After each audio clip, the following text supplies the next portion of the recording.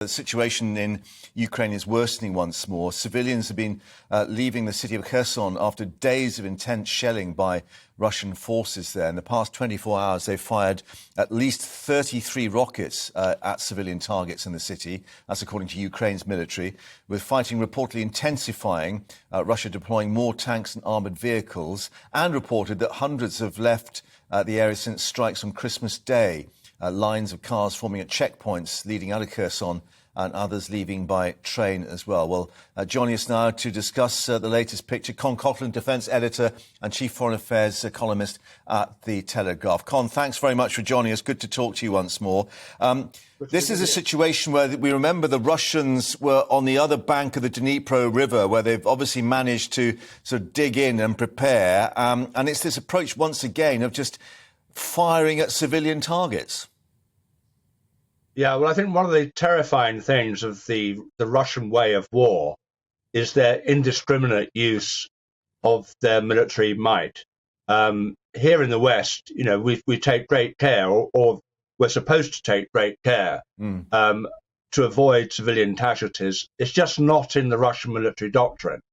And what's going on in Kherson and elsewhere in Ukraine is basically an attempt by the Russian military to terrorize the Ukrainian population into submission.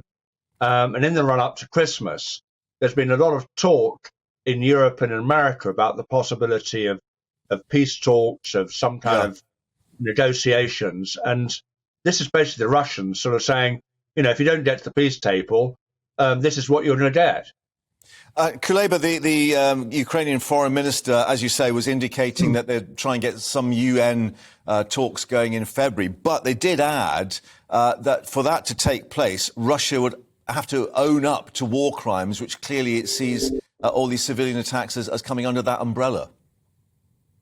Well, and I agree with them. And I think Russia has committed a lot of war crimes from day one. If you remember the original offensive on Kiev back in February, and the massacres that took place in the town of Bucha, which is just outside Kiev.